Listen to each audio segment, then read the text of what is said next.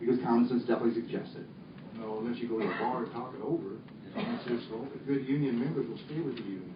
Unions open their bars. Without, they don't have to, I'm just saying anybody goes to a bar, they'll talk over all kinds of things. They talk about it in the trailer too. They talk about it on the jobs. We obviously talk while we work. And well, all right. In right to work states, they've added in the last what was it? Well, if we're not going to lower wages, 1 year. If we're not going to lower wages, then why are we doing it anyway? Well, how do we become competitive if we're not going to lower wages in the first place? Well, let's just say right to work states have added 39,000 new members this last year. All right. Okay. Union members and the right to work states around us. They're growing. Okay. Oklahoma's growing, Kansas is growing in union members. Okay. Now we lost 51,000 members last year. Okay. All right, and all the right to work states together lost 390,000 union members, still with the forced union clause. Okay. So don't we think there's something? Can't we just talk this over and figure this out? There's something wrong. We're listening here to the bar right now. Okay, I'll make 7 up. But I'm just saying we need to come together. Republicans and all the studies that you cited, sir, did you cite how many union members actually were lost when states became right-to-work states? You've gone through an awful lot of numbers. You have all those figures there. Surely there's somewhere in there that shows the union membership before right-to-work and after right-to-work, right? Well, I'm just saying that they've gained 39,000 members, the right-to-work states. All right? So they haven't lost, they've gained members. All right, let's go back. Lon Griffin was Speaker of the House. I don't know if you guys remember all that. Jim Matheson, the Democrats had the House here and the Senate here, and they were, what was the #1 bill in those days? Public employee collective bargaining. We've got to get right to work away from the public employees. Now, it was a Democrat governor, Democrat House, Democrat Senate, and it never got passed. I'm going to get a lot out of here, but I really want to stick to my question. Well, I'm just saying they had a chance to do that, but they... If these unions have nothing to worry about, if these unions have nothing to worry about whatsoever, and they're actually going to gain some members here, they will. Why do you think they're all here, these experts, getting ready to testify completely against this bill? Well, they were probably full-time salaried people, I guess. I don't know. Well, they should love this bill, right? Because they're going to gain membership out of this. But I don't think that's on their mind. I think these folks are out here thinking that union membership will again drop. That actually will have some folks who... Well, it won't drop. I just showed you. Well, great. As long as you can guarantee all these folks that their union membership isn't going to drop, that wages won't drop, that everything's going to be hunky-dory in this world, because what they'll do is take the savings and put it into new jobs. Let me ask you a question. I think it's really profound to know, why do businesses hire anyway? Why is a new job created?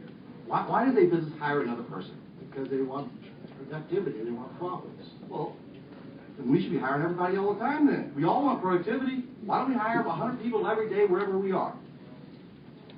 Is that why business really hire? Or does business hire when they see the cost of not hiring remove their consumer demand?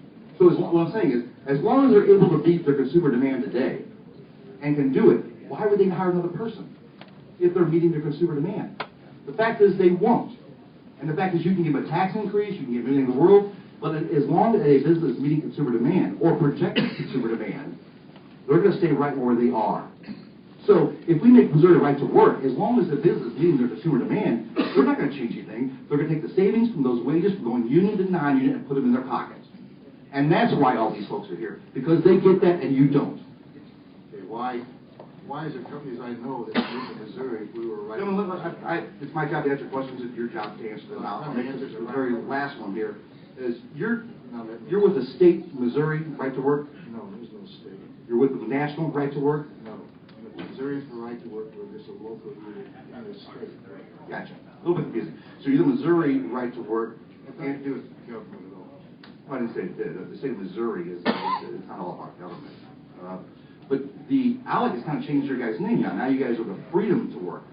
They're changing the language. And I don't know why I suggested the sponsor date was because ALEC had pulled on this language and decided it pulled better than the previous language. But my question is, will you be changing your name? No.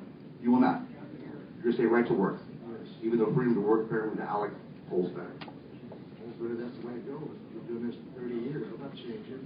Boy, I know a lot of folks here feel exactly the same way as that gentleman. Thank you so much. Thank you, Chairman. At this point, I would like to hear from Councilwoman Zersko. Ladies and gentlemen, I might point out, particularly for my committee, that I have 18 people on this list that will be testifying, and I intend to hear every one of them. So if I need to order dinner, I will do so.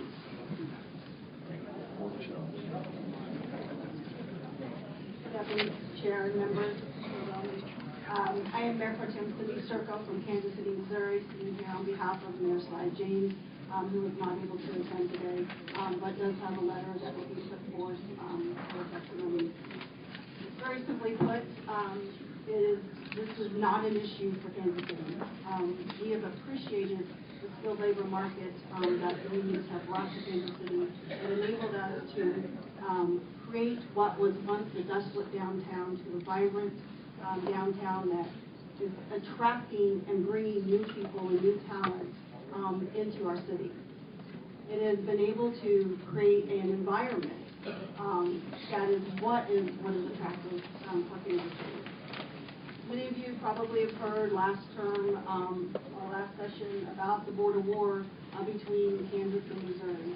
This is not the issue about the border war. These aren't manufacturing jobs, these are office jobs that are being created of moving an office building from one side of the state to the next side of the state, with no transfer of people living in either one of those states. So union right to work issues does not play in that conversation. Economic development isn't concerned for Kansas City.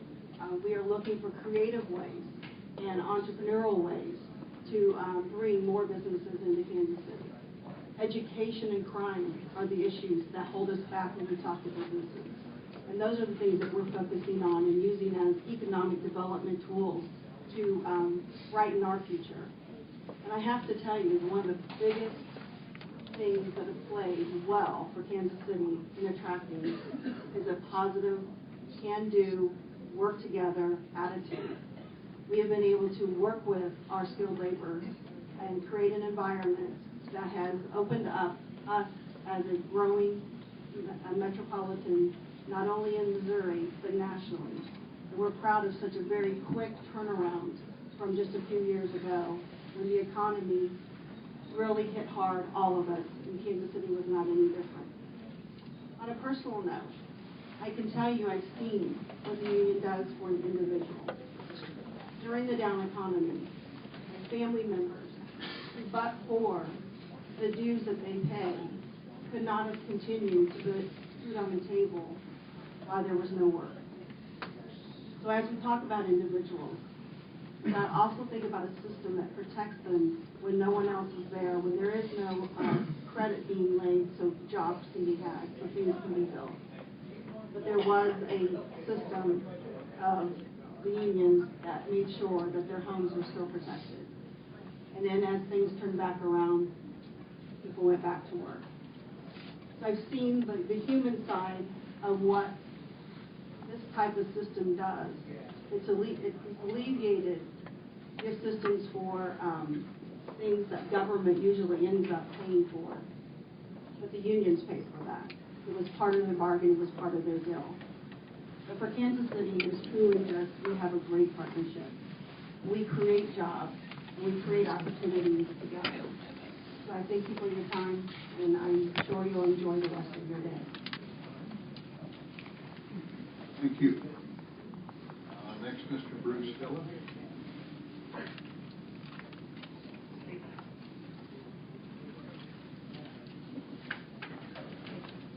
Good afternoon, Mr. Chairman, members of the committee. My name is Bruce Hillis. I'm a citizen and speaking on behalf of myself. I live in Texas. I'd like to talk a little bit about Representative Burleson's bill, whether you call it freedom to work or whether you call it the right to work. Really, at its heart, it is about the freedom of voluntary exchange. It's the voluntary exchange of labor for compensation, unencumbered, uninfluenced by unjust coercion or force. In the subject case, this voluntary exchange between an employer and an employee is coerced by federal labor law. notably the Wagner Act and the Taft-Hartley Act, which, by the way, not only violates the rights of workers, it's an equal opportunity violator. It actually violates the rights of the free contract rights of employers, and it does, to some extent, in my view, violate the rights of unions. But more specifically, it violates the rights of this state to legislate or regulate in the area of labor law. I'm sure that all members of the committee would agree that anybody has the right to decide if they want to become a lawyer or if they want to become a carpenter. They have the right to pursue that. No one can restrict that or take that away from them. Neither can anyone take away the constitutional rights of such things in our Bill of Rights as freedom to speak, freedom of speech, freedom of religion, and freedom to bear arms. However, those all mean that you don't have to get out and speak. There is no requirement that you speak, no requirement that you join a religion, and no requirement that you purchase and bear a firearm. Similarly, in the area of freedom of association,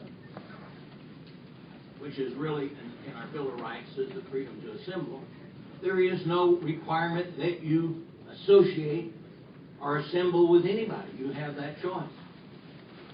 So inherent in any action, such as those protected by our Constitution, is the right not to pursue the action. Therefore, coerced association, including coerced representation of not of their choosing, is irreconcilable with our Missouri Constitution. In other words, all rights to pursue, perform, or participate include the right to refrain from pursuing, performing, or participating. So what's been termed freedom to work or right to work is really the right to choose not to designate anyone to bargain for you, or in the alternative to choose to bargain for yourself. Well, I believe that in order to achieve total freedom of labor agreements, that all federal labor law must either be repealed or nullified. But, as provided in the Taft-Hartley Act, you have the ability to make a partial remedy for that. You have the ability to prevent coerced unionism. And for that matter, I ask you to pass this bill out of committee. I stand prepared to answer any questions. Thank you, sir. Now I'd like to hear from Mr. Charlie Dooley, St. Louis County Executive.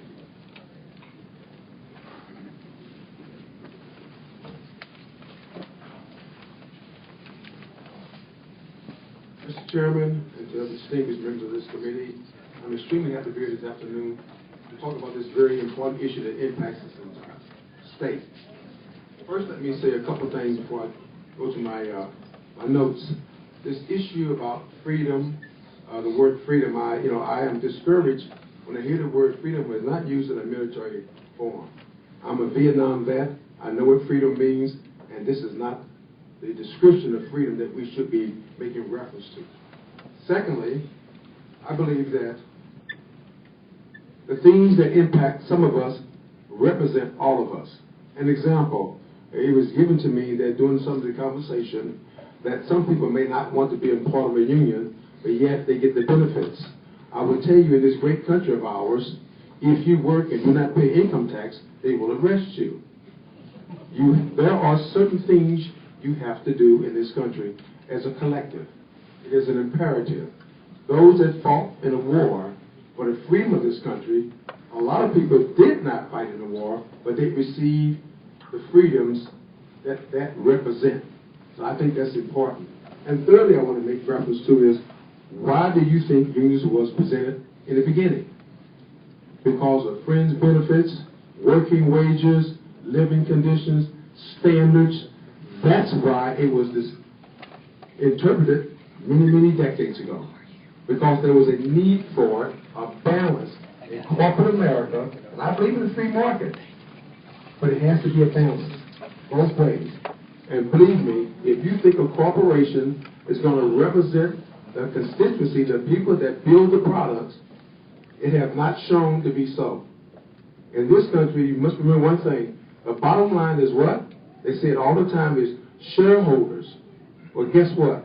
The average American, the middle class, they need a pension, they need fringe benefits. They want to enjoy the fruits of this great country as well. And so I think to get that balance is very, very important.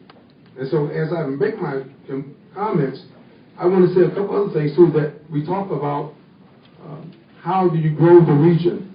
In the St. Louis metropolitan region, we have indicated on time and time again that the regions that grow fast are the ones that embrace immigration.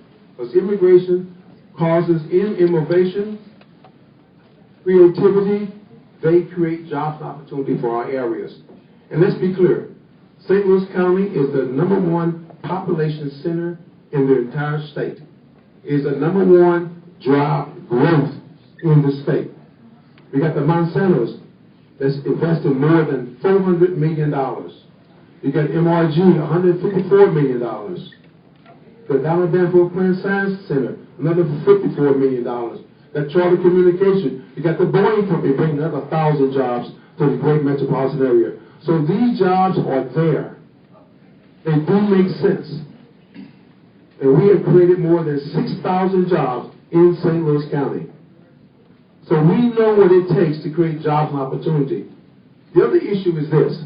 When people talk about manufacturing jobs leaving some states, the United States of America have lost manufacturing jobs in the entire country. But yet, at the same time, we're still the #1 country in the world when it comes to manufacturing. And that's because of our union brothers and sisters. The trades, they make a difference. Nobody does it better than the United States of America. When it says made in America, it really means something to people in this great country. And so I say to you that as we go forward in the union thing, we talk about the right to work. I have no idea what that means, right to work. Where did that come from? This is America. Everybody has a right to a job if you qualify to put your name on the dotted line. But for some reason, in this great country of ours, we always tend to look at the streets when things go wrong. Who can we blame? Who's the closest one to us? And today it's the unions. And they're the ones that built this great country on their backs. Men and women, toiling every single day. And now we're attacking those same people. And most of us come from humble beginnings, including myself. I wasn't born with a silver spoon. My wife was a UAW member. We fought some things. I worked for McDonnell Douglas. I wasn't a union member, but I recognized I was paid what I was paid because of the union at the McDonnell Douglas company, which is now the Boeing company. I recognized why I got that pension, because of the union people. Not because the company wanted to give it to me. The unions negotiated, and guess what? I got a benefit, and I appreciate that.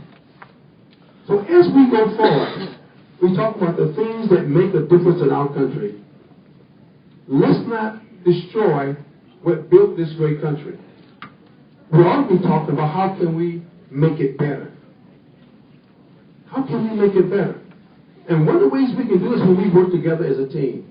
We proved that with the Boeing competition. And some folks said, well, Charlie, there's a disappointment. No, it wasn't. It's a tremendous opportunity where the unions, government, and companies and corporations work together. The educational institutions, everybody pull together to make it happen. And this state legislator stepped up to the plate. The House of Representatives did a tremendous job. Voted out none. Everybody voted for it. It was the right thing to do. This is not the right thing to do. It is not. And I can't say that folks mean well, but just don't know any better. We should not do it. Do not break something that's not broken. It works. The labor force, and everybody said it today, There is no better labor force than the unions. They are skilled workforce. That's one of the things that we taught it about the Missouri and the St. Louis metropolitan area. We have the best workers. Why do we have the best workers? Not because they're non-union, it's because they're union. They've been trained and tested. They're the best at what they do. So I ask you, please do the right thing. Vote against Bill 1099. It is not in the best interest of the state of Missouri. It is not in the best interest of the St. Louis metropolitan region. It is not in our best interest for no one. Thank you so very much. Any questions? Yes, sir. Thank you, Mr. Chairman. Thank you for being here, Doug. Kind of give it to My pleasure. Definitely appreciate the honor. You started off your testimony by reference to the name itself, the right to work or freedom to work. That tends to be somewhat of a misnomer to most folks who hear it. I assume you get around to this speak quite a bit. In fact, I know that you do. Have you ever had folks who come up to you saying, this right to work thing, that's probably a pretty good thing, right? It gives us the right to work. Have you talked to people like that that have a misconception of what this is? Yes, I have. It's very misleading. It makes you think just the opposite of what they're trying to do. And I will tell you, like I tell people all the time, right to work means union busting. That's what it means. Exactly what it means. It's just the opposite of what it's saying. When people talk about this issue about freedom, from my perspective as a military and a veteran, it's discouraging to hear someone use it in a very negative way. That is not what freedom is representing. Right to work doesn't mean a right to work. It means a right to deny friends, benefits, and an opportunity to the middle class and working people of this country and this state. You represent and run the county of St. Yes, sir. St. Louis County is approximately 1 million people. It's the largest populated center in the state. Do you happen to have any businesses over there? We have more businesses than anybody in the state, sir. Is that right? And surely this is a pretty die-hard union town. I grew up in St. Louis County, and still to this day tends to be one of the counties they're probably going to have a problem with should this go to a vote of the people, I would assume. And one of the issues is that in St. Louis and in our region, it works very well. In some other regions, I can't speak to that. In southwest Missouri or south, I don't know. But in the St. Louis region, this is a big deal. It means a great deal to our economy and to working men and women. Now, I'd ask this question almost of every speaker that I've had a chance to come across about union workers making more than non-union workers. I just thought this was just a fact that everyone accepted, but apparently the sponsor doesn't quite accept it. He's not sure what to think of who would make more. But it seems like as I'm going to say a die-hard union town, St. Louis County, you guys got a lot of business out there, but these folks who are making more aren't actually contributing to an unemployment line. You've got some business out there that actually have been hiring and continue to hire. If I look down the list here, is that within your county? Yes, it is. And they're looking at maybe adding a couple new jobs, 800 or so new jobs? Yes, sir. Around 1,000 jobs. Okay, 1,000 jobs. Express Scripts, there's Another 1,500 jobs. Another 1,500 jobs or so there. Monsanto, I've been out there over on Olive and About 600 jobs. 600 there. General Motors, that's a car plant out there. That's in St. Charles County. Just slightly over your. Just slightly over the other side. You what they're looking at for the investment out there? $133 million at GM. So we've got a lot of folks out there. Well, RGA is going to put another 400 jobs as well, right there in St. Louis County as well. Yes, sir. So these folks who are obviously they're just completely throwing their whole business out of the economic loop and the competition, but they seem to be doing fairly well over in St. Louis County if I judge it from some of the other counties within this very state. Am I correct? That is correct, sir. So I don't know their idea of where they're getting from this. I had said before that it seems to me this thing is all about trying to lower wages, and in effect, a lot of the speakers who have taken that seat have said kind of the same thing, that if we can just get these darn unions out there out of the way and quit blocking us, we can lower wages and we can become competitive. But I think the idea of trying to match a lowest common denominator has got to be the worst strategy that one would pursue in trying to attract jobs to our area. I get we're trying to chase the bottom line that may look appealing, but businesses, they look at, if I'm trying to increase sales, I had said before that a business doesn't hire one person until they're able to go beyond meeting their consumer demand. But if we want to do that, if we want to go beyond that consumer demand, it seems to me the best way to do it is get more customers coming through the door, or more customers coming through the door with more money. Either way. But trying to reduce wages would actually go in the opposite direction. We're trying to meet that lowest common denominator, and when it no longer is Mississippi or Alabama or Tennessee, those places, where do we go then? Are we trying to match China's wages? And surely all of that cannot possibly mean anything good for the working class families here in this state. They're going to take it on the chin. Would you not agree? I would agree wholeheartedly, and I will tell you that when businesses come to the St. Louis metropolitan area, one of the top things we say is we have a trained labor force, a skilled labor force in construction and trade in the St. Louis area. That is a selling point. Well, I do thank you for your time. Again, I'm honored that you have me here. Thank you so much. Thank you. Thank you, Mr. Dooley. Brad Jones, please.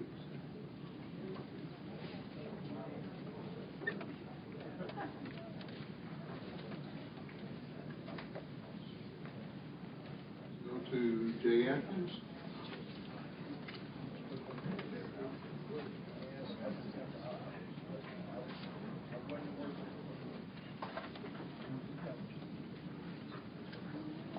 Thank you, Mr. Chairman, members of the committee. My name is Jay Adkins. I am General Counsel in Government Affairs for the Missouri Chamber of Commerce. And on behalf of our 3,000 members and their employees, the Chamber of Commerce supports Representative Burleson's bill, House Bill number 1099. The Chamber supports this bill. See it as a powerful tool in Missouri's arsenal to drive economic growth. We think it's necessary to help Missouri compete effectively with particularly our neighboring states, all of which, save two, have passed similar legislation. Missouri Chamber is happy to be here today to answer any questions, and again, we go on record in support of this article. Thank you.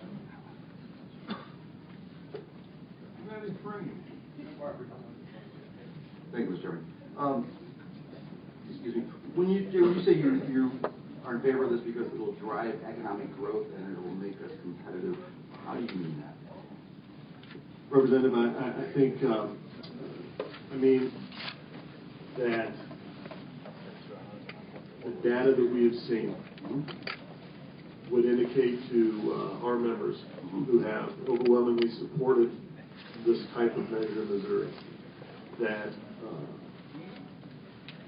passing legislation like this would make Missouri more competitive in terms of luring businesses. How so? What would lure them here under this legislation? Representative, I'm going to ask you to be more specific.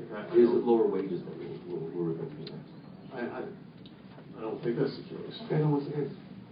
The case is that 6 of our 8 surrounding states have these laws. Yeah. And we are seeing those states be very effective in growing existing and new businesses.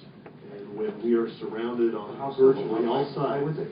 What's in this law that's going to allow them to do that, if not lowering wages?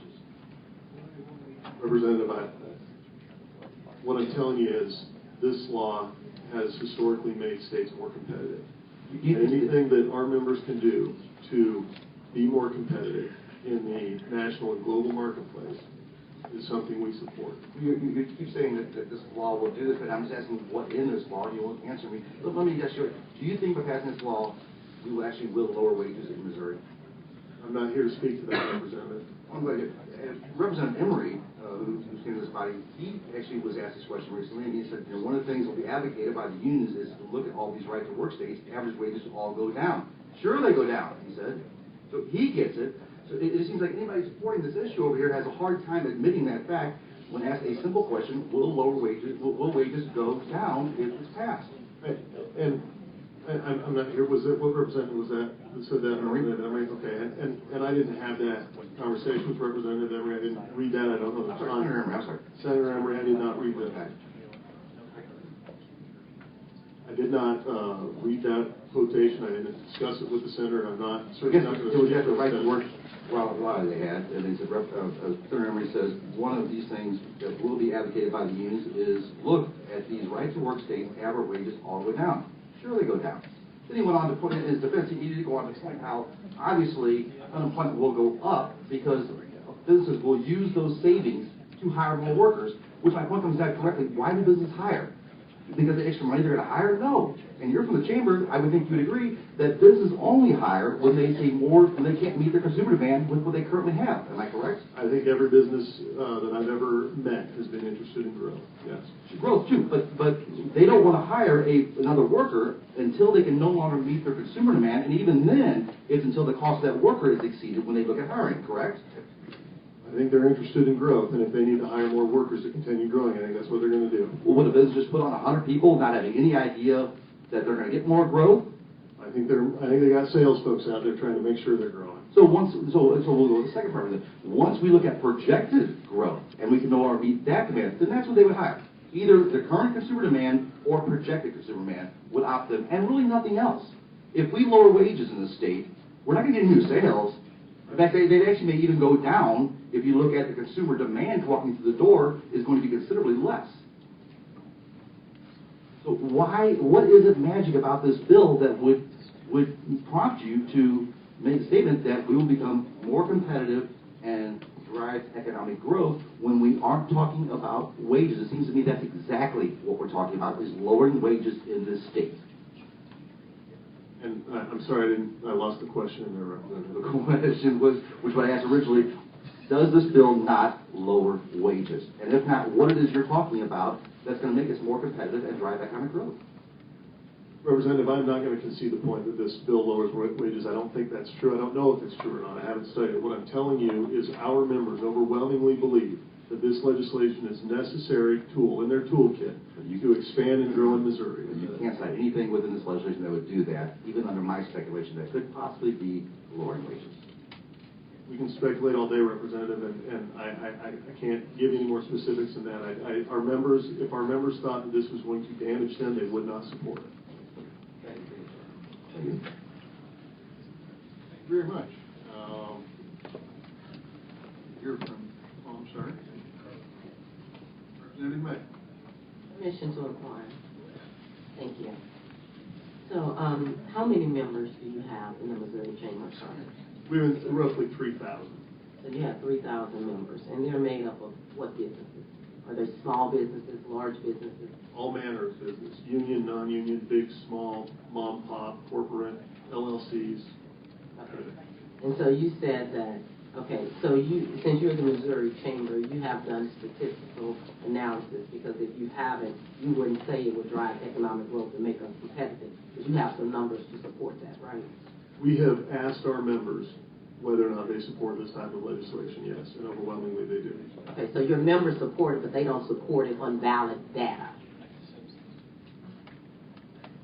Our members support it, Representative. But they didn't bring any data to support it. Because the data that I have that shows all of the surrounding states that have passed right to work, the wages have lowered significantly for African Americans and women in those states, and also overall the wages have lowered. So if the wages, the data that I have shows that wages are lowering, to me, I don't know how that will drive economic growth when consumers will have less buying power if they're not paid the wages. So to me, are those businesses in the Missouri Chamber interested in raping the people instead of having a balanced scale between businesses and workers, businesses and consumers?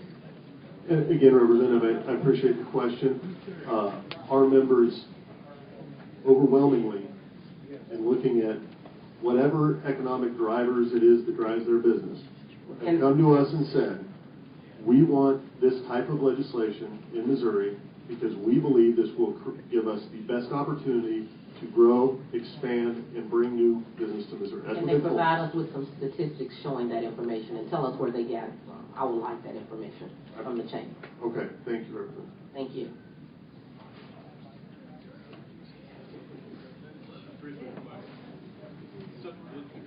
The chamber supports freedom to work legislation.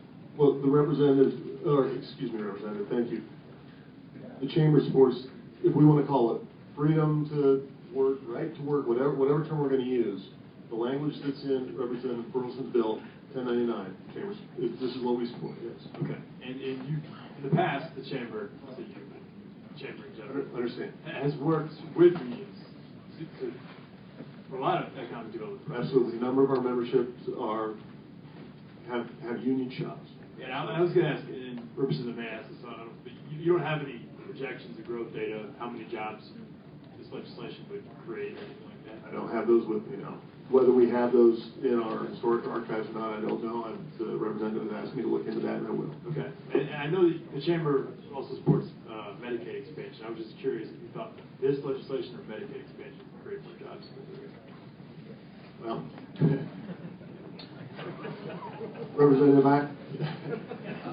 Representative Frame's having some fun with me over there too. Representative, I don't know. You're talking about two different issues. You're talking about I'm just asking which one the Chamber thinks will create more jobs. I don't know that the Chamber's ever looked at the question that way. The Chamber hasn't looked on how this legislation would affect your question to me was, will Medicaid expansion or this create more jobs? That was the question. And what I'm telling you is, to my knowledge, the Chamber hasn't looked at the data that way. We haven't undertaken that analysis. I don't know. Those are two completely different issues. I don't know the answer to that. And welcome to the new job. Thank you, Representative. I appreciate that. And if I may, with the chair's position, in answer to your question previously, Representative, I would point you to Consolidated Edison versus National Labor Relations Board, 305 U.S. 197.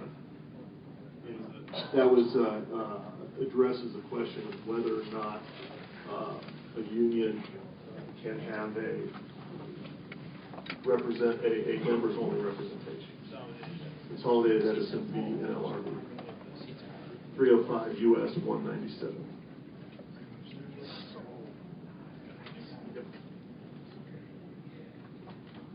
Thank you very much. Thank you. We'll like to hear from Mr. Shannon Cooper now, please.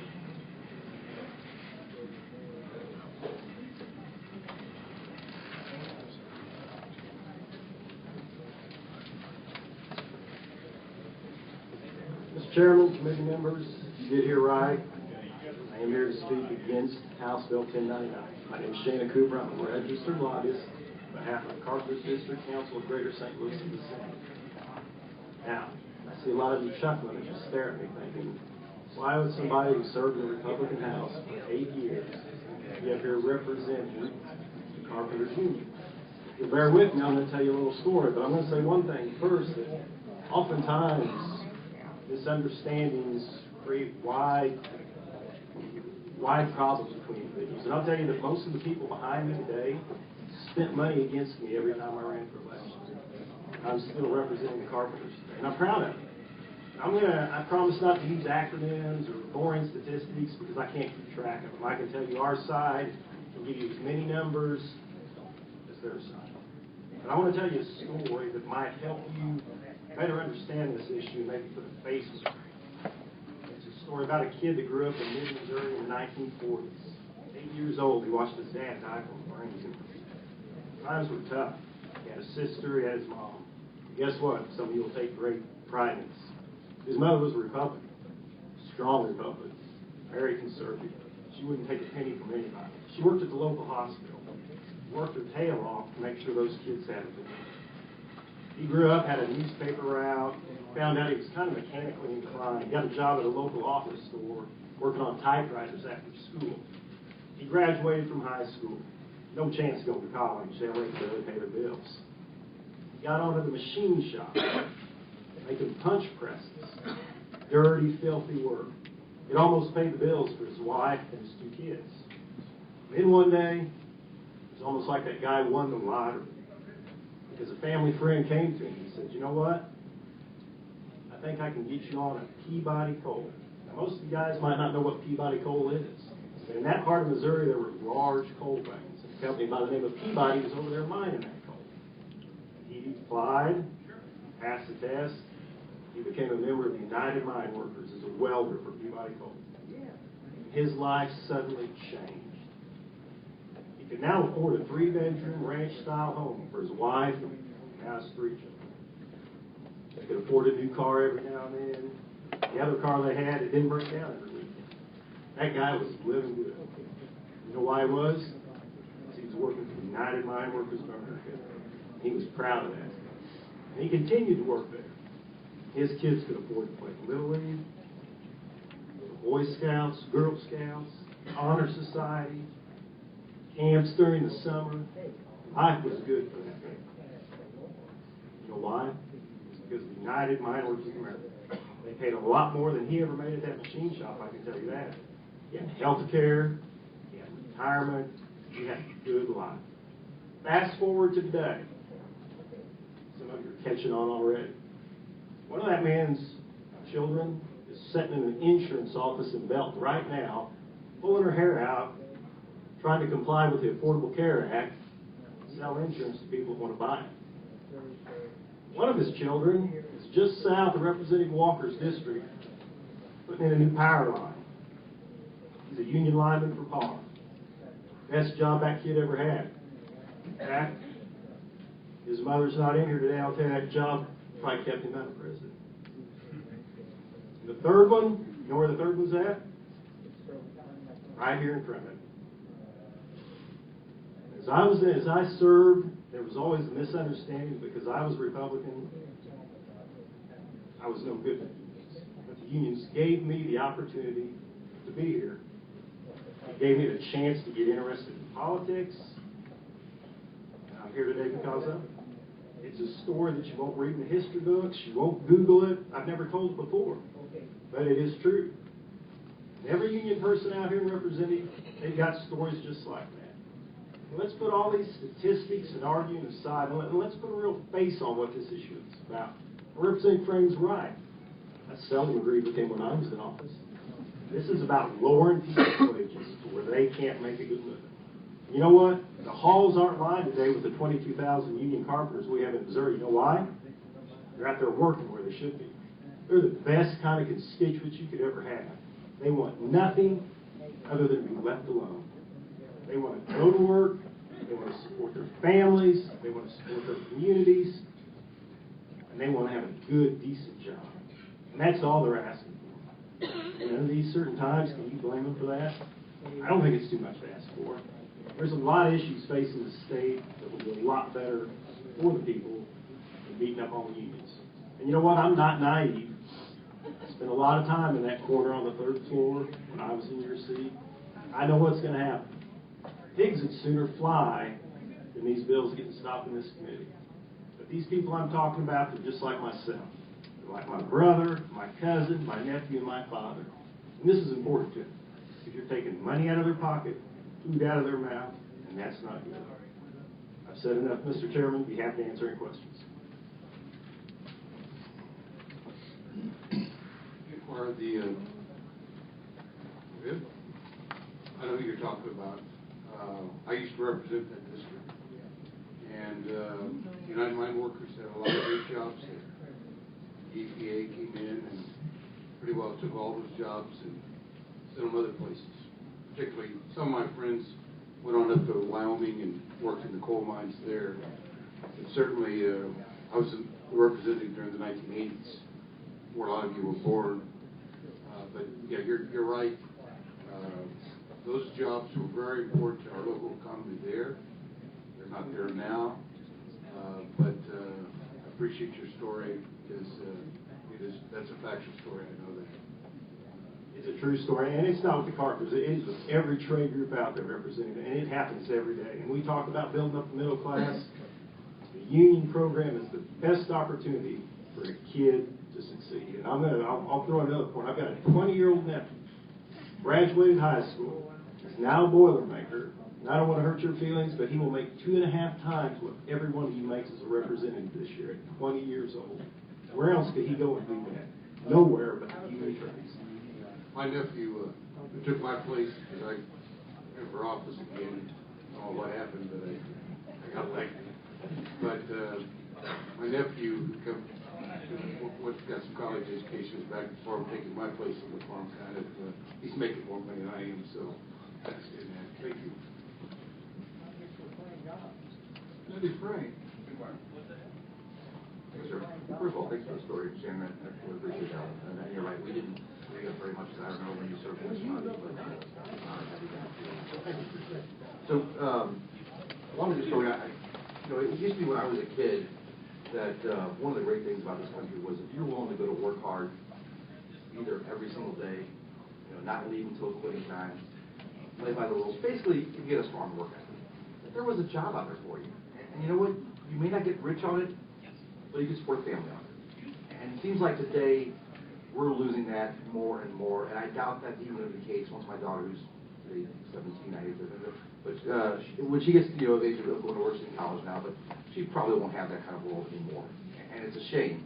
And I'm not saying that has anything to do with the unions or non-unions or any of those issues, but the fact that we're just not paying folks, if they are fortunate enough to be union, the kind of lifestyle that we once had. I'm thinking right now of the folks over the UAW. I know they've really taken on the chin now and their wages.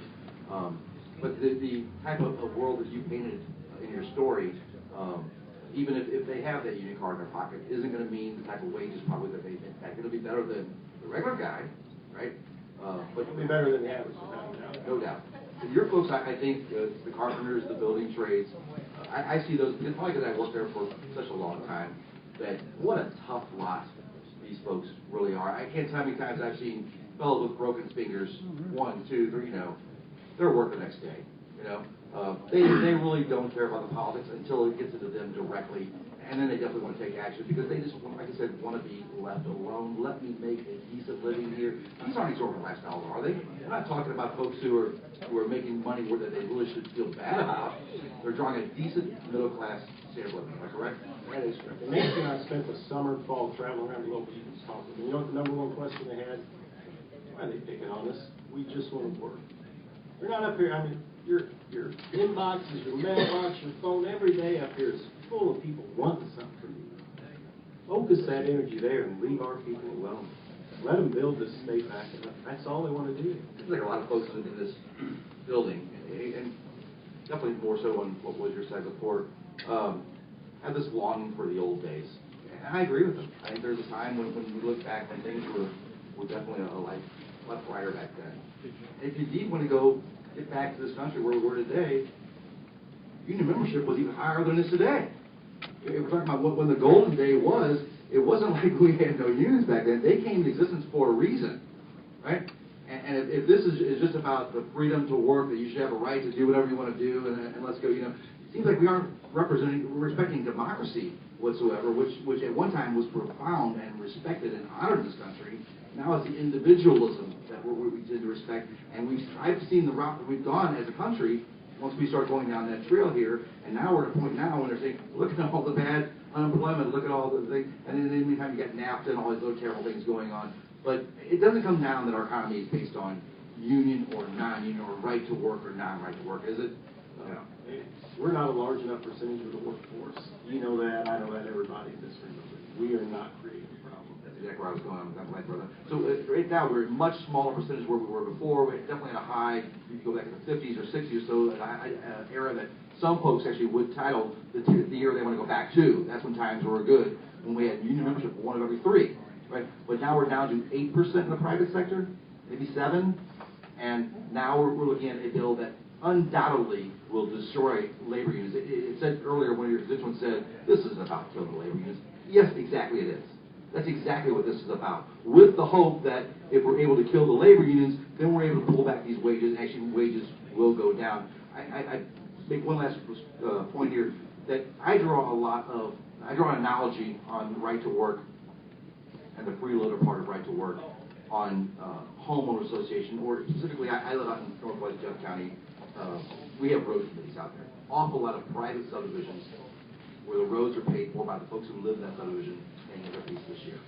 And I can tell you, I'm not exactly sure where you live, Shannon, but any of the rural areas of our state, we have these types of committees that go on.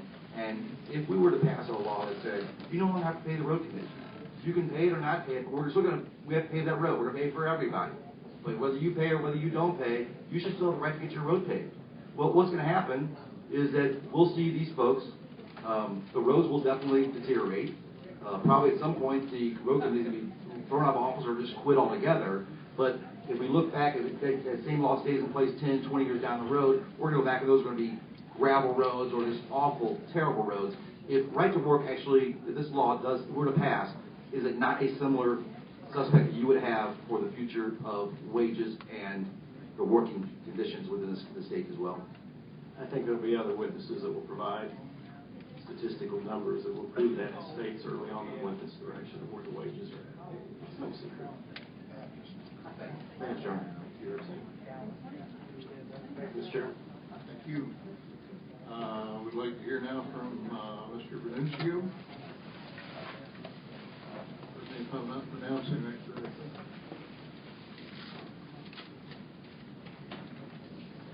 Thank you, Mr. Chairman, and yes, Vernuccio. Ladies and gentlemen of the committee, thank you for giving me this opportunity to speak. My name is Vinny Vernuccio, and I am with the Mackinac Center out of Michigan. We are a 501c3 non-profit, and I'm not going to come out for or against the bill due to our non-profit status, but I am here to tell you about right to work, freedom to work, whatever you want to call it, the concept of giving workers the freedom to choose whether or not they want to pay a union. And that's all right to work is. All freedom to work, right to work, all it does is give a worker the freedom to say, yes, my union is doing a good job, I want to voluntarily support them, or no, my union is not doing a good job, and they do not deserve my hard-earned money. It doesn't affect collective bargaining in any other way. Unions, workers, they can negotiate with their employers over anything else they can in a non-right-to-work state, in a right-to-work state. That includes wages, that includes benefits, that includes working conditions. All freedom to work, right to work does is take away a union's ability to get a worker fired.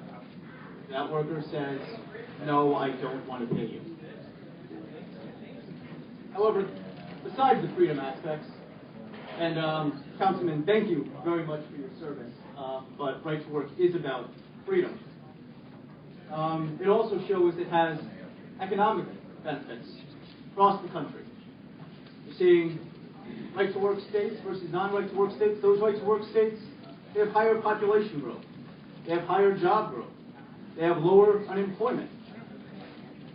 Workers are making more in the right to work states when you factor in cost of living. Their wages are growing. And yes, we do have data and statistics to back that up. And I can get into that. And all of that is taken from government databases, such as the census, such as the Bureau of Labor Statistics. And it's all available on miworkerfreedom.org with citations, along with Mackinac.org with studies proving that, yes, wages do go up in right-to-work states, and right-to-work states are having, workers in right-to-work states, their wages are growing faster than workers in the non-right-to-work states. You've heard about the jobs, and I'm sorry, I'm going to bore you with some more statistics. Some of them you've already heard, and I apologize because they bore me just as much. But when you're talking about wages, you're talking right-to-work states versus non-right-to-work states. It's a 0.8% higher growth rate of personal income in right-to-work versus non-right-to-work. Now, when I first heard that statistic, 0.8%, I mean, that doesn't sound like much. But I want you to imagine a state with a personal income growth rate of 2%. You crank that up to 2.8%, you're talking about 40% increase in wages in personal income. Jobs, right-to-work states, they increased by about 3.5% during the last decade. The non-right-to-work states, they lost 2.6%. Heard a lot about unemployment. Right-to-work states current unemployment, well, in November, the latest statistics available, because we're getting this all once again from Bureau of Labor Statistics, Department of Labor, 6.6%. Non-right-to-work states, 7.4% unemployment. Population is growing. Safety.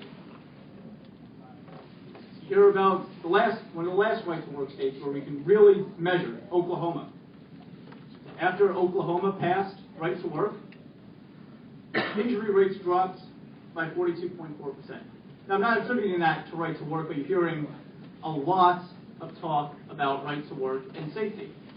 There's not much of a correlation. And lastly, right to work makes unions stronger. And you've heard a couple of these statistics, and I'm hearing some groans behind me, but let me tell you about the statistics. Once again, all of this coming from the Department of Labor government database. Last year alone, non-right to work states, forced unionism states, union membership dropped by 390,000 members. Following the trends for decades, that union membership, especially union membership in the private sector, is plummeting. In right to work states, the number went up. 39,000 union members were added in right to work states last year, while the non-right to work states was losing members, disastrously losing members. Right to work makes unions stronger. They make them compete for their membership dues. They make them prove their worth to their membership. And I have faith in that membership that if the union is doing a good job, those members will continue to support that union. And if they're not, I want to see a better union come in there and represent those workers. So, ladies and gentlemen, thank you for giving me this opportunity, and I'll be happy to take any questions. So, I'm sorry, I didn't put your name. Vinny Vernuccio?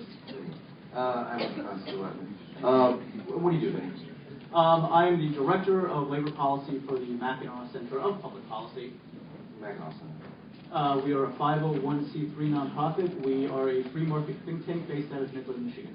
You're kind of an expert in labor issues in a free think tank kind of a way. You ever actually sat on a labor board of management? I worked for the Department of Labor for a year in Washington, D.C., yes. Labor for a year? For a year, yes. Okay. I mean, I don't think I ever met someone, we'll go on. So you've never actually sat at a private negotiating table for labor and management? No, I have not. Okay. You had said before that all the right to work or free to work, all freedom to work, all it does is just give union members the choice to want to union member or not. Right? That's all it does. No, it does not. Sorry? It gives the workers the ability to choose to pay a union or not. They already have the ability to choose whether or not to be a member or not. If they choose not to be a member in a non-right to work state, they still have to pay a substantial portion of their dues to the union. What right to work does is it says that you have the ability to choose whether or not to pay or not whether or not to be a member or not. They already have that freedom. Gotcha. So, and you said specifically, though, it doesn't do anything to collective bargaining whatsoever. It just... Besides taking away the union's ability to get a worker fired, that's correct. Okay.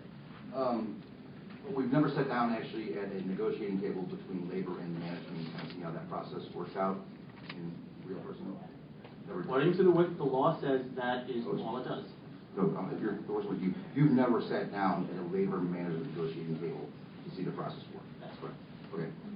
So the analogy I was talking about speaker before drew the analogy between a labor union and a home or association or a road committee, which is more I'm familiar with. So when I'll stay on that if you don't mind. In a road committee, we typically have a hard time collecting dues. Anyway, of all the things being great in our good economy, we'll still have a couple of homeowners who just for some reason elect not to. And we have some teeth in the law that say, when you sell your home, we can file litigation now. We will ultimately get our money. So folks don't want that to be in. They try to pay. But if I have 100 homes in my subdivision and 20 say they're not going to pay, now I've got 80, you can understand how my power to build roads is greatly diminished because the money itself is diminished. Understand? I understand that unions are private institutions, a bit non-profit institutions. You got to stay with me here, brother. I'm I understand with you, but on the analogy, you understand how my road connection between unions and government. Well, this isn't government. We're talking about a local road committee here, right? In my subdivision, that's empowered to bring in the dollars to pay the road, right? Completely right.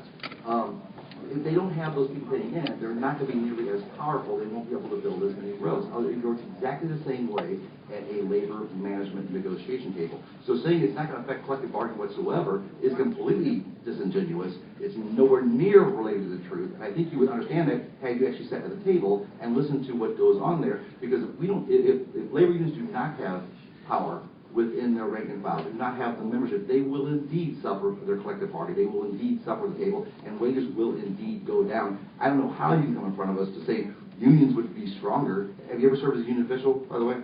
I know many. Have you ever served as a union official? No, sir. Okay, and no type of labor position whatsoever. So I don't know how you tell these experts out here that your unions are actually going to grow stronger when you've never done the job, you don't have the experience in it, but you want to tell them that wages are going to go up and their positions will be stronger? Representative, I completely agree with you. As there are less union members, like there are in the non-right to work states, the loss of 390,000, those unions are weaker. While in the right to work states that are gaining membership by 39,000 last year, those unions are stronger. So yes, I completely support you, and you are correct that those states, the right to work states that have more union membership, more union growth, are stronger. Yes. I may want to question your discussions, but why you do say, though, that it does, in fact, empower or depower a labor organization with membership alone. So the fact that capital or collective bargaining will not be affected is not maybe the most truthful statement in the world, correct? The loss of union membership, yes, that decreases the union power. Thank you. Thank you, Mr. At this point, ladies and gentlemen, we're going to recess. Take a 30-minute recess, come back in at 2:35. For those House or Senate members here, you need to check in.